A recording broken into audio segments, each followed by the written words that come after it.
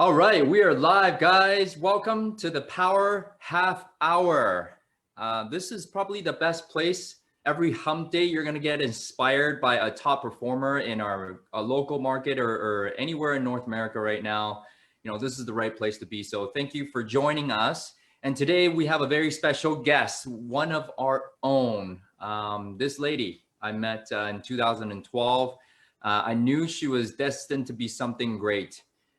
Never felt so pressured in a situation where I was the listing agent and I felt like I wanted to sell the property more than anybody, not even the seller.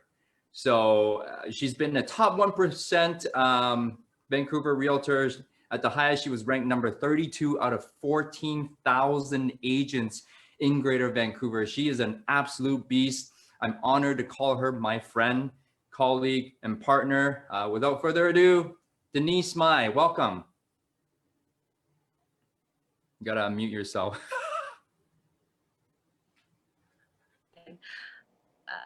Okay, there we go. Can you hear me?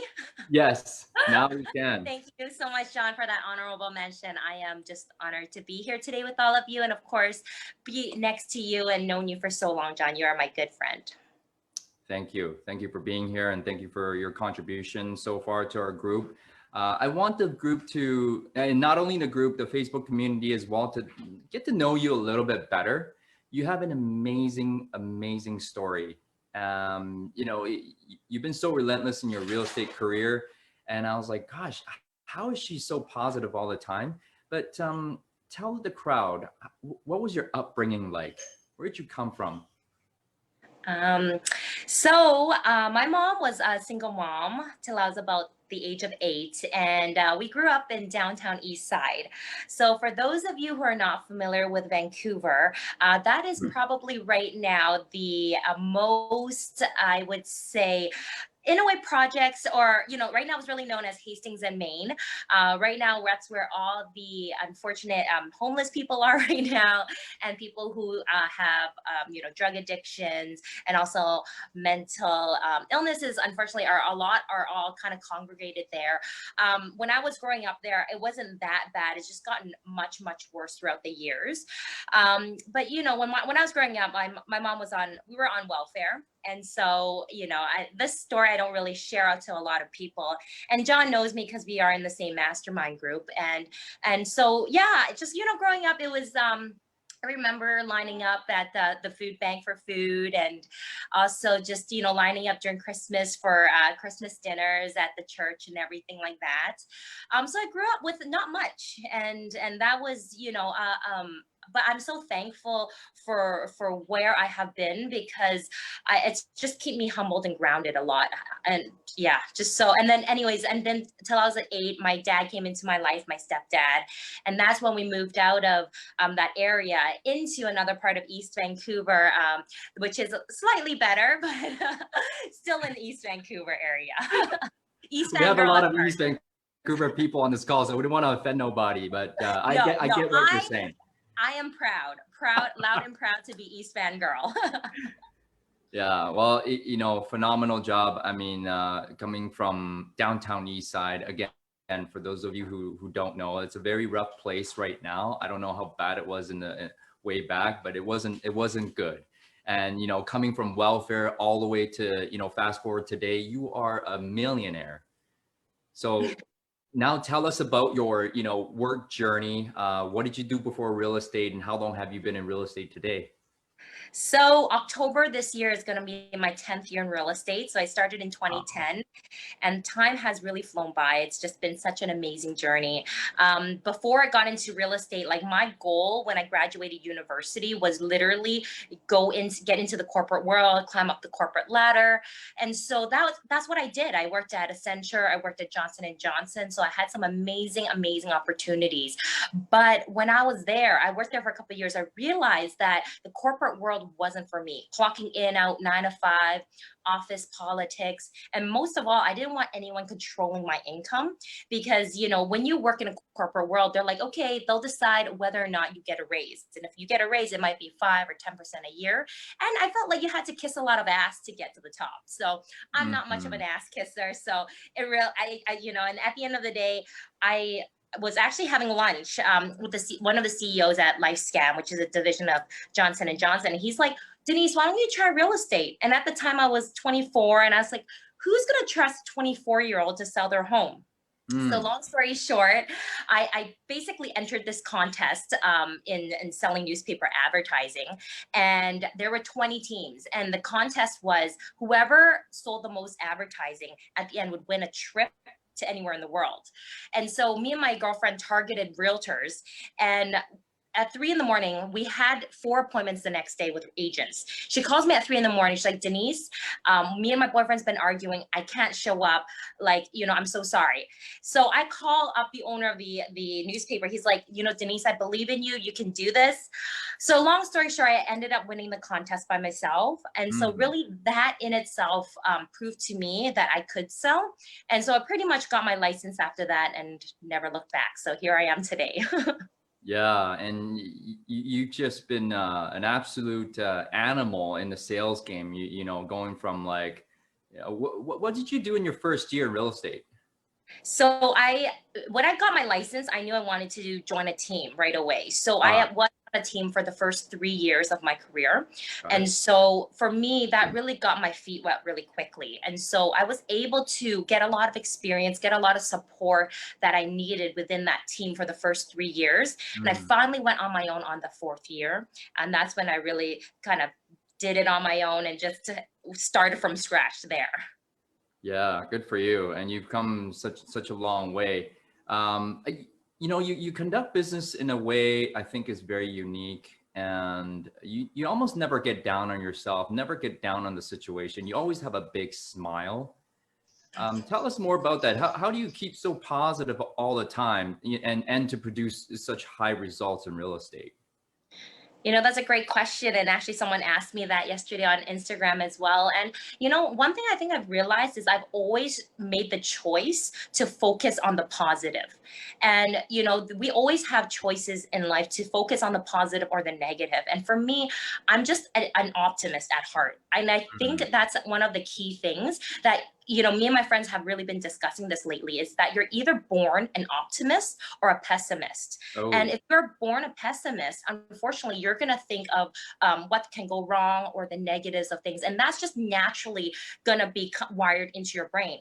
So unfortunately, you're going to have to put in that extra concerted effort to focus on the positive. Whereas me, I'm an eternal optimist. I always feel that everything's going to go my way. I feel like the universe has my back, and I feel like I have a strong connection with God, and so I totally believe that He is watching over me. So I don't know what it is, but it's just a natural positivity. And one thing is that I realized lately, another factor is that I have a very, very protective shield around me in terms of what I let into my life.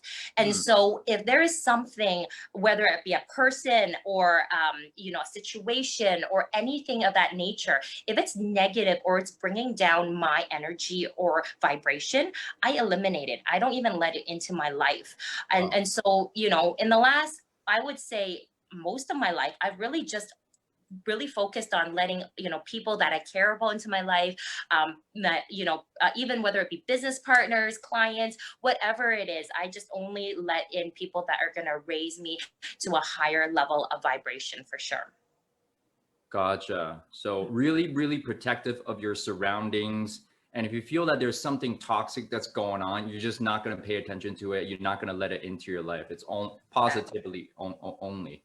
Yeah, I haven't watched TV for 4 years now, ever since Mike Ferry. And so Wow. so no news, no TV shows. I don't even start a TV show because I know I'm going to get addicted. Really? So I don't even start. So everyone always asks me, like, I think there's that huge season, that 13, I don't even know what it's called, but they're like, what, you've never watched it? I'm like, yeah, it's just. And not even Cobra Kai? Come on now. No. Geez. Okay. I'm kidding. But with that being said, I mean, keeping out all the negative energy. But I guess beyond that, you're telling us you have to be born Denise mind to be an eternal optimist. What can people do? Because I'll just be honest, I default to the negative. If you give me a situation, I'm always going to think about what's going to go wrong. And I really have to generate myself. Like, that's why we do so many affirmations, right? Mhm. That's why, like, I grind myself to become positive. What Mhm. advice do you have, do you think, for the crowd here who defaults to the negative? What you do to keep positive beyond, keeping people out that are negative? One thing, yeah, that I think about is that, if you are in a negative situation, which, don't get me wrong, like am put in difficult, stressful situations all the time, is that I just think, this is happening not to me, but for me. And it's also a lesson that I'm learning, So that is kind of the best way I look at it. And I look at it like in a world perspective.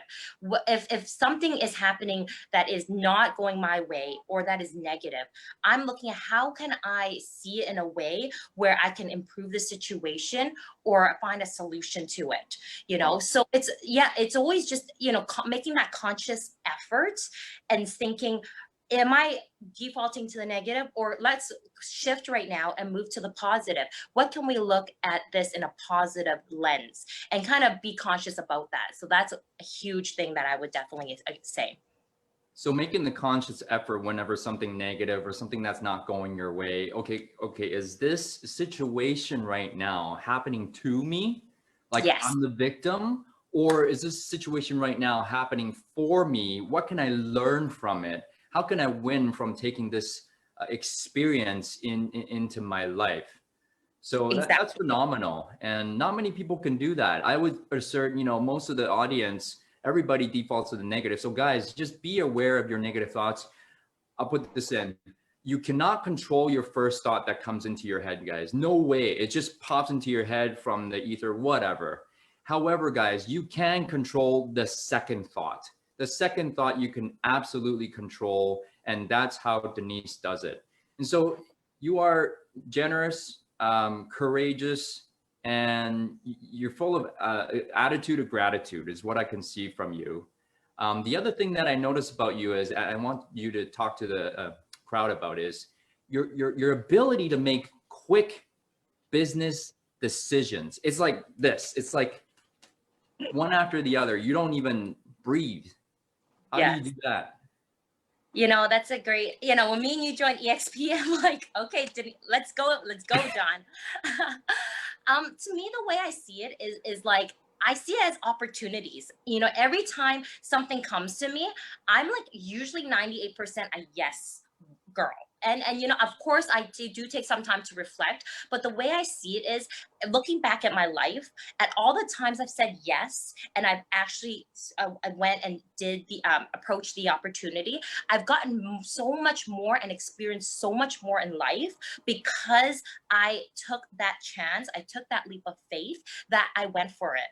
Because in my mind, I can always go back to what I was doing before, Mm, and if I was to give this a try or go do take that opportunity, that is always going to, the unknown is scary for a lot of people, don't get me wrong, mm. it's always scary because you don't know what you don't know. But to me, I always see that as an opportunity, and if I don't do it, I'm going to be missing out. And so that's why I was like, I knew that once you asked me to join EXP, I was for sure 100 yes, because I knew if I didn't join, I would be kicking myself in the butt because I didn't join. And so that's why I'm so thankful. And, that's just one example, but I always see it. That's just the way I look at things. And I think that's the optimist in me, that I'm always looking at, if I have FOMO, okay? That's Mhm, probably what mhm. I also have, fear of missing out on things. And that's why I usually tend to say yes more than no. And I'm actually learning to say no more often, because Gotcha. that is something that is harder for me to do, believe it or not. Yeah, good for you. Good for you for noticing that. And I can see. I guess I can only speak for myself that whenever I'm presented with something, 99% of the time I'm like, no, I'm just looking. I walk into the store, no, I'm just looking. EXP, no. Even if I thought yes in my head, I would say no. But you are the opposite. Hmm. You Yeah. just bought a car off of Instagram. That's how crazy she is at making quick decisions. How do you buy a car off of Instagram, guys? Making quick decisions. It's all about taking that leap of faith, guys. The blind faith that you have, you know, a lot of times I see Denise making a quick decision. She just knows by jumping, she's going to make it work and she has nothing to lose. And I think, correct me if I'm wrong, Mhm. it links to your upbringing because you had nothing to begin with. And Mhm. everything to you today, you're always with a big smile. It looks like everything is gravy for you. Everything is icing on the cake. If you're not living in the downtown east side, guys, you've already made it. Never mind being a millionaire, right? Am I correct? 100%. And I think that's why I'm so thankful for my upbringing, because everything that I have today, I'm just always so grateful because I always remember where I have come from, and coming from nothing and coming from something is in itself something, right? And, like you said, it's, like when I bought the car off Instagram, which was literally just like 5 minutes ago, No. me and John, and when I'm just buying an Tesla X on Instagram, the way I see it is I the quicker decision you make and the less time you hum and haw about it, that energy that I spend thinking about it and deciding, I could be used elsewhere. So I just trust my instinct. And the way I see it is that whenever I get these opportunities that come to me, I feel that that's the universe or God bringing these opportunities to me. And so, it's up to me if I want to take it or not. And it's those opportunities or chances. And it's that 1 second split decision whether or not I'm going to go for it. Yeah. So that's such a great thought. I want to kind of reiterate or recreate that. So you make quick decision because you don't want to waste time and energy thinking about that decision. Quick yes or no, move on. Yes, exactly. Wasted time and wasted energy. Time equals money. You're actually wasting money, guys. Who Yes. wants to leave a lot of money on the table? Not I. Let's make quick business decisions. Mhm. So I would think that was one of the reasons why you went from 25 transactions and in 1 year, 75 transactions. Give us your top three. Well, the first thing was just an unwavering, like burning desire to succeed.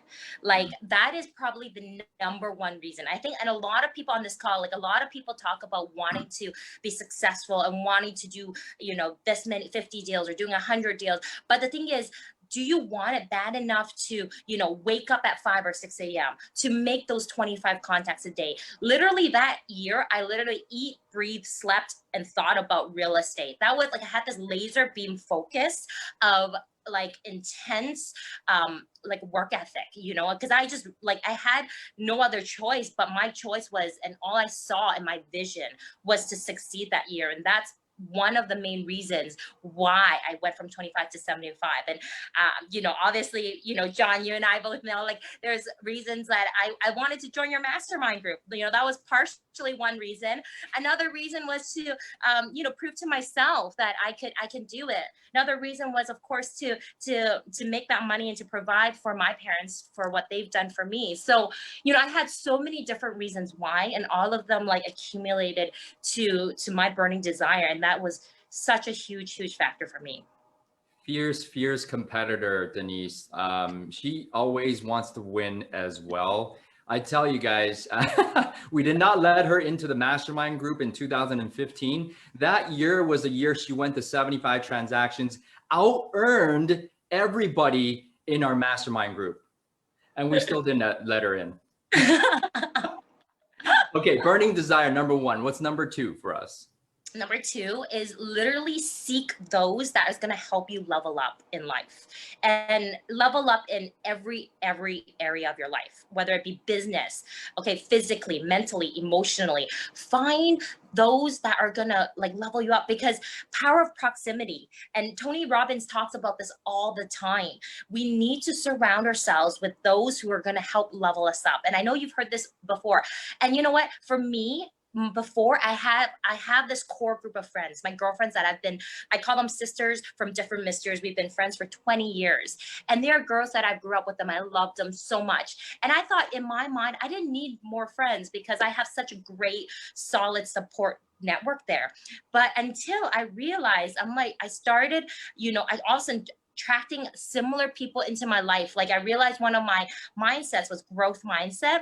And so I started going to Tony Robbins events and I started meeting some of my closest friends now there too. Like Lisa and Lily, they're my soul sisters, I call them. I met them in Tony Robbins in Florida and Vegas, and they live in Vancouver. But you know, we all have very similar mindsets, so they have helped level me up.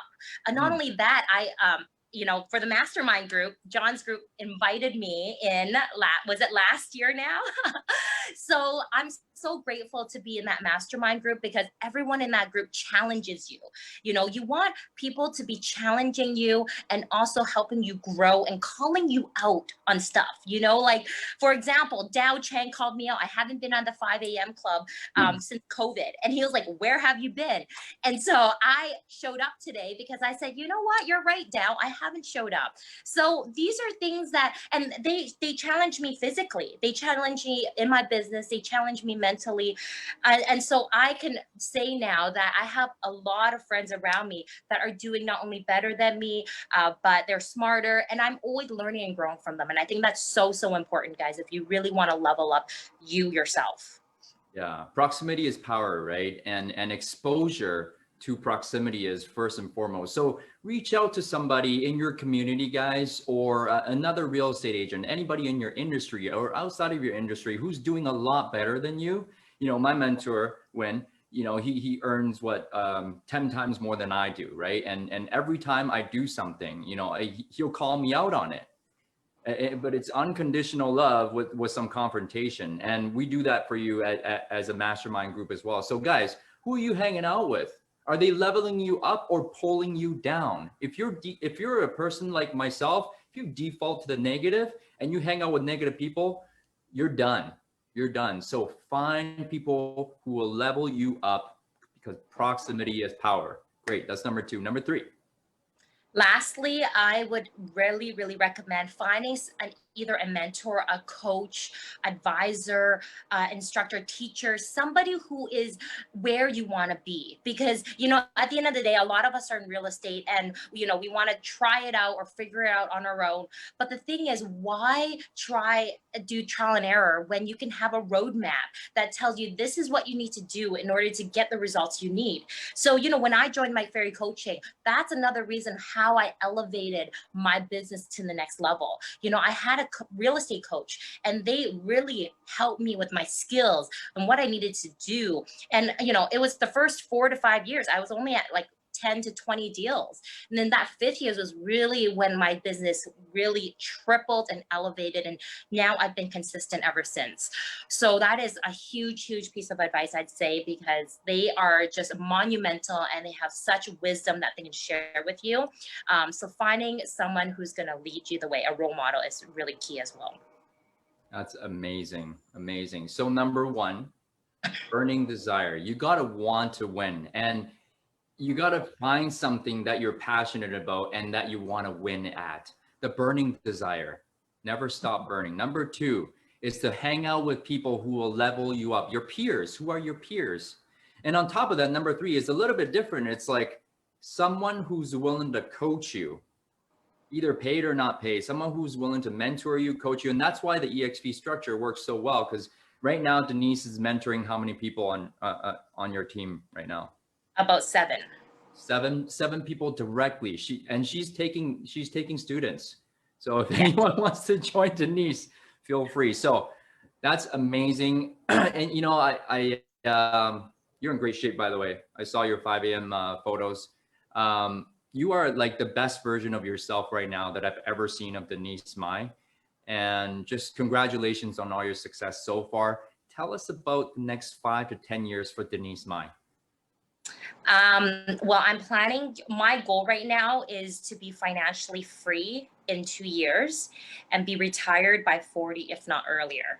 Nice. So that's really my goal right now. And so within 5 years, my goal is to also get married, start a family, and have kids. So that's probably one of the hugest reasons why I want to be in a financially free position and just work because I want to, not because I have to, just because I want to be able to have that time and energy to be able to take care of my family. But don't get me wrong, I'm not not slowing down in any sense. I have some huge goals, some huge dreams. And one of them is definitely to hit that 100 deal mark. And so I'm Ooh. re-inspired lately to build a team. So I next year, 2021, I have some big plans coming.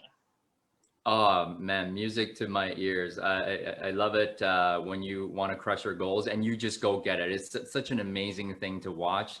So again, congratulations. So being financially free in 4 years, right? So Or guys, in two, or in two financially free. years, Retired in four. retired in 4 years, 2 years financially free, and through her residual income structures, whatever she's building, this is accountability for you. We're going to hold you to it. In 2 years, you're going to be financially free. So congratulations in advance. We got a question from Jack. Great question, Jack. When you first started, Denise, what were the 2 or 3 of your breakdowns and breakthroughs? Ooh, okay. I would say my breakdowns would be like just in the very beginning when you start, I didn't have anyone to like I had my team lead, but a lot of the times how he taught me was literally he threw me in the water, gave me leads and said, "Here you go close them." So my breakdowns, there's so many because it's just like dealing with like absurd clients, not knowing what to do, being overwhelmed, being stressed. So, I remember like I had so many stressful moments. And during those times, like, when you have no choice but to push through them, you're going to find a way. And those points I remember, there were points when I said, you either push through, you either go for it, or you actually break down and you give up. Right. And so there was a point in my career in the very beginning where I considered potentially getting out of real estate because it was just becoming too much. And I know all of you guys are on here who are realtors probably understand the kind of stress that we take on and everything like that. But the thing is, whenever you are feeling that sort of pressure on you, just remember that pressure makes diamonds. And I always have that saying in the back of my mind, pressure makes diamonds, and always God puts his strongest soldiers to battle. So, just continue to push through, never ever give up.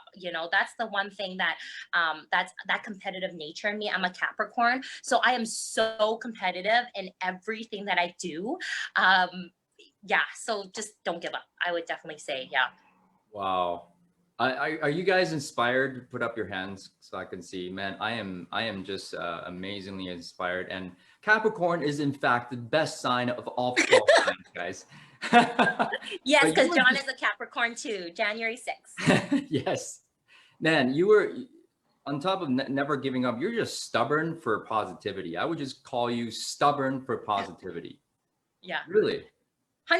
If any of you guys ever feel down, literally just call me or just hang out with me. Like, people always say, like, where do you get your energy? Why are you always so positive? And I really sometimes don't even know how to answer that, because for me, it's just second nature. Like, this is just who I am always, all the time. Even if I have a stressful situation happening, my mood may be slightly down, but when I'm with somebody, I am never going to let my mood affect Wow. them, because I always think I am not gonna, because to me, the way we are, we're having a ripple effect in everyone's life, Wow. in every way possible. So if I'm having a bad day, I'm not gonna be rude to the waitress, to the Starbucks clerk, whoever it is. I'm still gonna have a smile on my face because I'm wanting to protect their energy.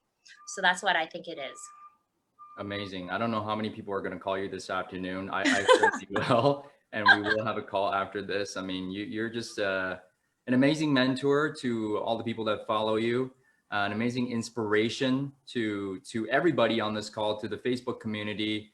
And I just want to say congratulations in advance. Again, it's an honor to be your friend, colleague, and partner. And yeah, thank you for today. And the audience thanks you. And again, congratulations. Thank you.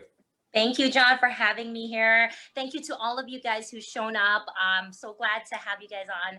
And I just want to, let you guys know, just reach out to me anytime. I am more than happy to share with all of you guys. And John, you've been an amazing mentor to me personally as well, and great friend. And I love you so much as well. We love you too. All the best. Thank you, everyone. Thanks, guys. Bye-bye. Bye.